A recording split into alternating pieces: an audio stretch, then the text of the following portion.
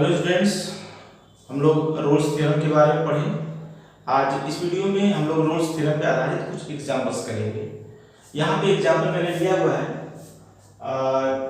जिसमें दिए जो इस प्रकार से है f(x) बराबर x² + 2x - 8 जो और x belongs to close interval -4 के लिए रोले के प्रमेय को सत्यापित कीजिए। तो आइए इसको सत्यापित करते हैं इस फंक्शन के लिए रोल्स थ्योरम को।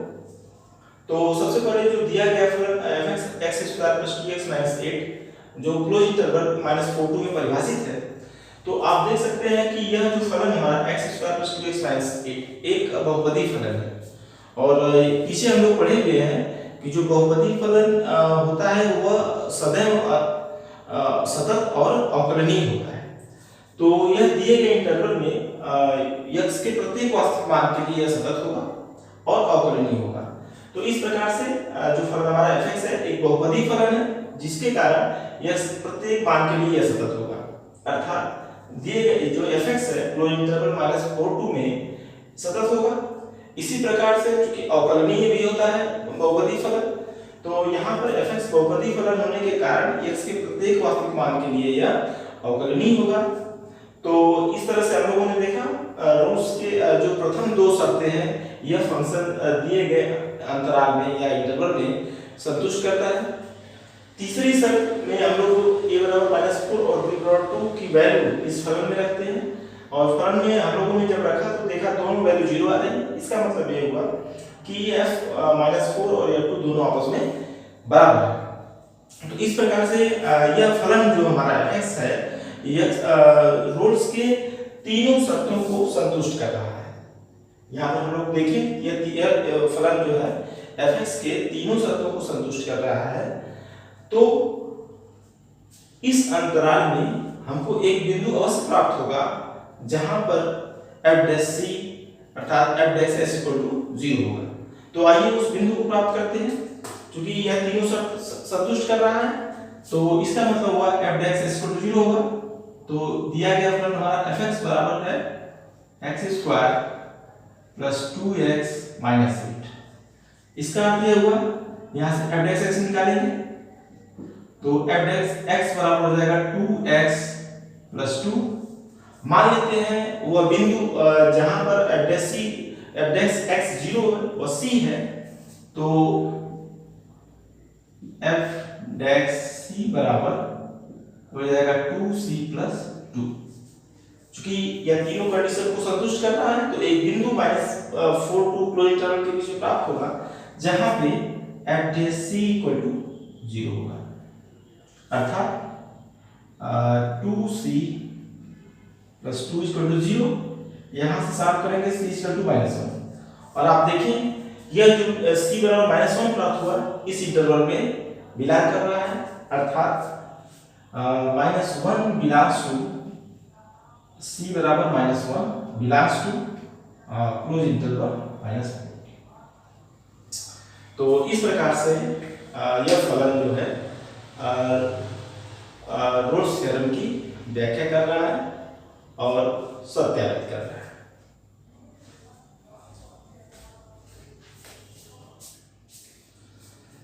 हेलो स्टूडेंट्स, इस प्रश्न में भी हम लोगों को दिखाना है कि रोल्स थ्योरम इसमें एप्लीकेबल है, अर्थात रोल्स थ्योरम को वेरीफाई करना है। तो इसको सॉल्व करते हैं। तो सबसे पहले दिया गया फलन हमारे पास जो है उसको नोट कर लें। f(x) बराबर sin x + cos x। हमारा यह जो है x बराबर क्लोज इंटरवल 0 और π/2 में यह परिभाषित है। अब इसके बाद अगर आप देखें तो यह फलन जो है f(x) बराबर sin x + cos x, यह दो फलनों का योग है f1x और f2x।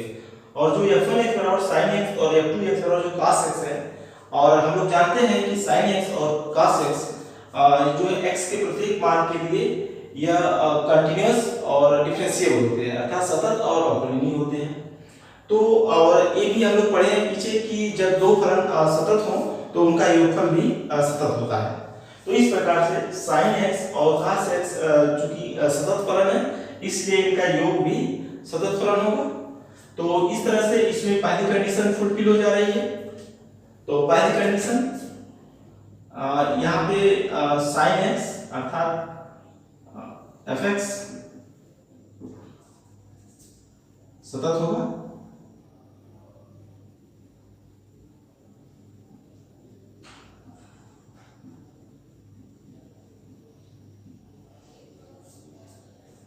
तो इंटरवल 0 से π/2 में यह सतत होगा, क्योंकि sin x और cos x अलग अलग कंटीन्यूअस है, तो योग उनका जो है सतत होगा। इसी प्रकार से दूसरी शर्त जो हमारी है कि fx को डिफरेंशिएबल होना चाहिए इस इंटरवल में।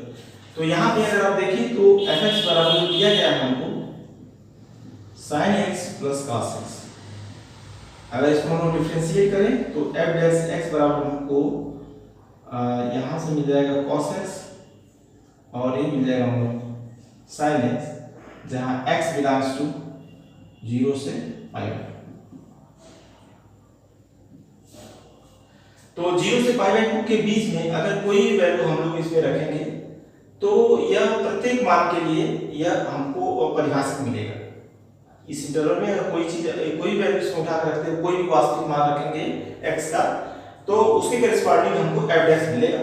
इसका मतलब कि यह भी परिभाषित है। इस तरह से कह सकते हैं हम लोग कि fx जो है अवकलनीय है ओपन इंटरवल 0 से π/2 के बीच में। अतः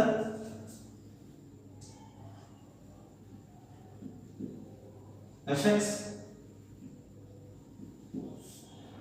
0 से π/2 में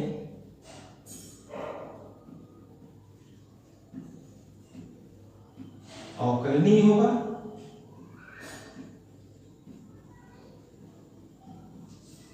अब तीसरी शर्त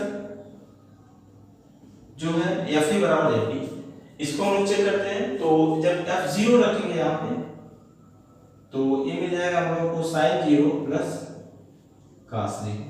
sin 0 की वैल्यू आप लोग पढ़े 0 होती है और इसकी 1, तो इस तरह से हमको 1 प्राप्त हो जाएगा।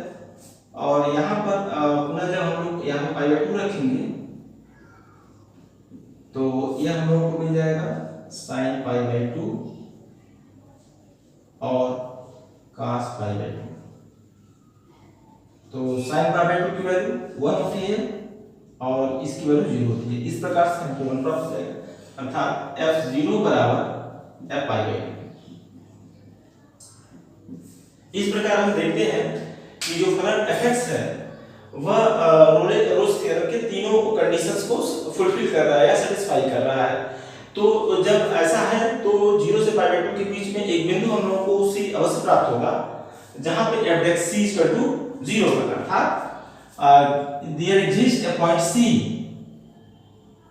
इन इस बिंदु।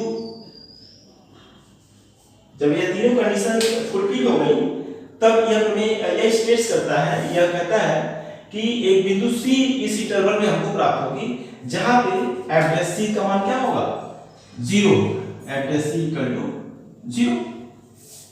तो fx बराबर हम लोग जानते हैं fx बराबर sin x plus cos x होता है। अब इसके बाद इसको जब डिफरेंशिएट कर देंगे तो f डैश x प्राप्त हो जाएगा, ये हो जाएगा cos x minus sin x। क्योंकि जब c यहाँ पे रखेंगे तो यहाँ से हो जाएगा f डैश x की जगह पर c रखेंगे तो यहाँ से हमको cos c प्राप्त हो जाएगा minus sin c। By Rolle's theorem this equal to 0, अर्थात cos c minus sin c must be equal to 0। अब इसको सॉल्व कर लेंगे तो cos c बराबर sin c और इसको लिख सकते हैं या tan c बराबर 1। और यहाँ से हम लोग जब tan c बराबर 1 होगा तो ये हो जाएगा tan π/4 की वैल्यू 1 होती है। तो यहाँ से दिस इंप्लाइज c बराबर हम लोग को प्राप्त हो जाएगा π/4। आप देख सकते हैं कि यह जो c π/4 प्राप्त हुआ है इस इंटरवल में आएगा। तो इस प्रकार से यह रोल्स थ्योरम को सत्यापित कर रहा है दिया गया फलन f।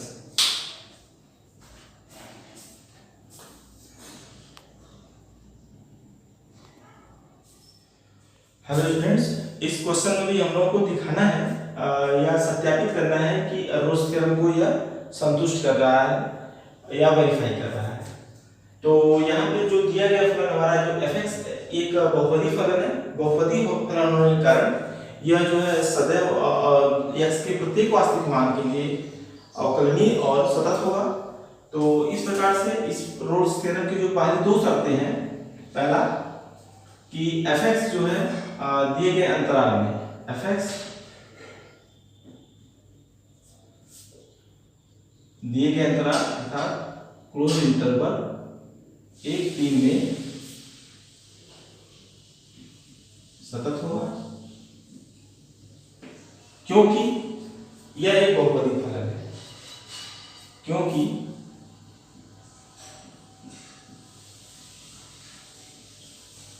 क्योंकि fx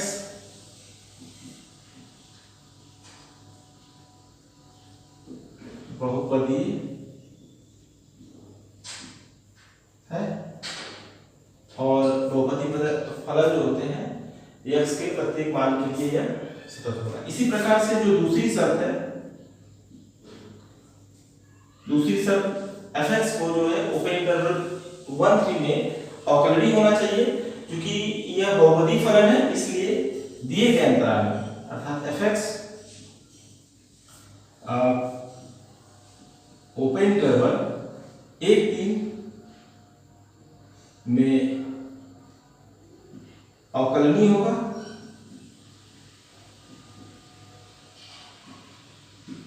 क्यों? क्योंकि यह एक बहुपदी फलन है। अब तीसरी शर्त जो आती है वह fa बराबर ab। तो ये यहाँ पर a की वैल्यू 3 है और b की वैल्यू 3 है, सॉरी a की वैल्यू 1 है, b की वैल्यू 3 है। तो a बराबर 1 और b बराबर 3 इस फलन में रखेंगे और देखेंगे कि दोनों बराबर आते हैं कि नहीं। अगर बराबर आ रहे हैं तो इसका मतलब रोल्स का जो प्रमेय है उसके तीनों कंडीशन को यह फुलफिल कर रहा है। तो मान को रखकर हम लोग देखते हैं f1।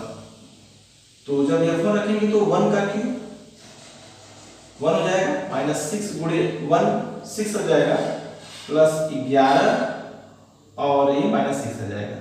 इस प्रकार से 11 और 1 12, 1 0 दे देगा हम लोगों को। इसी प्रकार से x a b बराबर 3 यहाँ पे रखेंगे तो हम लोग को मैं यहाँ डायरेक्ट लिख दे रहा हूँ, 3 को 3 तरीके 27 हो जाएगा, 3 3 9 27 और 3 3 के 9 6 54 54 हो जाएगा। और यहाँ से हम लोगों को 33 प्राप्त हो जाएगा और -6। अगर आप इसको देखें तो इन दोनों को जोड़ देंगे तो 60 आ जाएगा और इसको जोड़ेंगे 60, तो एक प्लस और एक माइनस हो जाएगा, जिसके कारण यह 0 हो जाएगा। इस तरह से यहाँ पर f1 जो है f3 के बराबर हो गया। तो यहाँ पे हम लोग देखते हैं कि जो रोल्स का जो प्रमेय है उसके तीनों शर्त जो है यह फलन दिए गए अंतराल में संतुष्ट करता है। तो नीचे लिखेंगे कि फलन fx रोले के प्रमेय को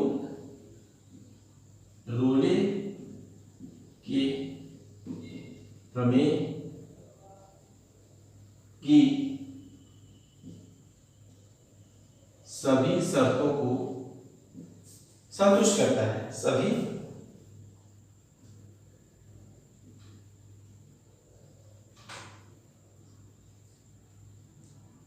शर्तों को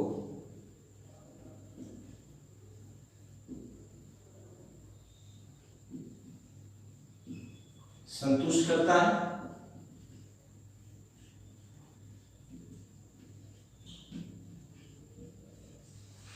ठीक, क्योंकि यह रोल्स के जो फलन fx है दिए गए अंतराल में रोले के प्रमेय के सभी शर्तों को संतुष्ट कर रहा है।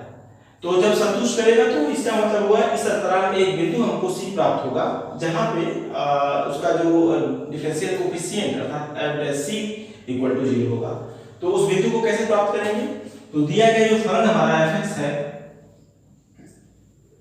fx बराबर दिया गया है x³ -6x² + 11x - 6। इसको डिफरेंशिएट करेंगे तो यहाँ से f(x) मिल जाएगा हम लोग को, और इधर ये 3x² माइनस 12x प्लस 11 ये हम लोग को प्राप्त हो जाएगा। क्योंकि ये तीनों कंडीशन को फुलफिल कर रहा है तो एक बिंदु C प्राप्त होगा। मान लेते हैं वो बिंदु हमारा क्या है, C है, x बराबर C मान लेते हैं। तो इसमें f(x) रखेंगे तो ये बन जाएगा हमारा 3c² और ये माइनस 12c प्लस 11। तो रोल्स थ्योरम के according this must be equal to 0, this implies f(x) should be equal to 0। Now यहाँ पे जो इसकी वैल्यू है 3c² minus 12c plus 11 this equal to 0, इसको 0 होना चाहिए। अब इसके बाद इसको हम सॉल्व कर देंगे और c बराबर हम लोगों को मिल जाएगा, क्योंकि इसमें सीधा का फॉर्मूला लग जाएगा, तो यह मिल जाएगा माइनस ये 12 हो जाएगा plus 12 plus minus 144 minus 4a बराबर 3 है यहाँ पे, 80 की वैल्यू 11।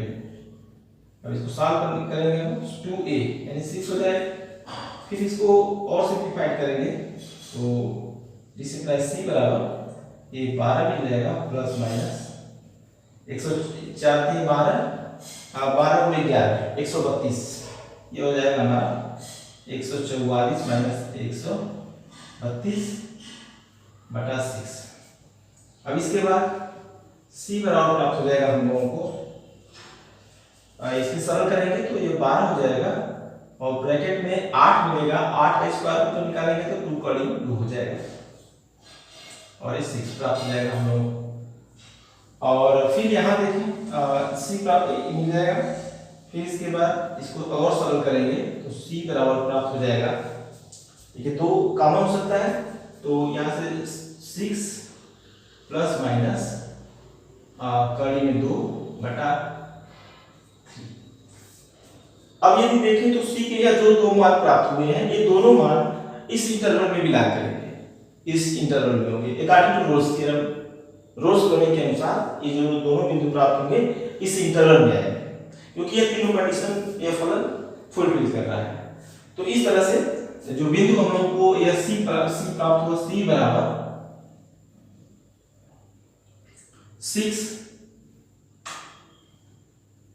c बराबर प्राप्त हो गया 6 प्लस माइनस कड़ी में 2 बटा 3। यह बिंदु जो है 1 3 में बिलोंग करेगा।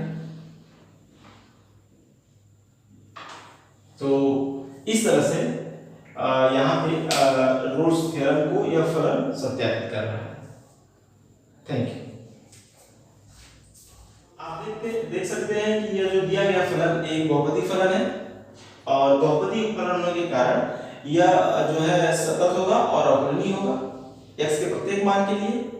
और इसके बाद तीसरी शर्त जो है कि a बराबर 1 और a बराबर 2 पर जो फलन के मान आपस में बराबर होने चाहिए। तो पहली 2 शर्तें तो यह फलन जो है संतुष्ट कर रहा है, अर्थात पहला f(x) सतत होगा और क्योंकि यह बहुपदी फलन है। और दूसरा शब्द जो है अवकलनीयता का या डिफरेंशिएबिलिटी का, तो बहुपदी फलन होने का f(x) जो है अवकलनीय होगा या डिफरेंशिएबल होगा और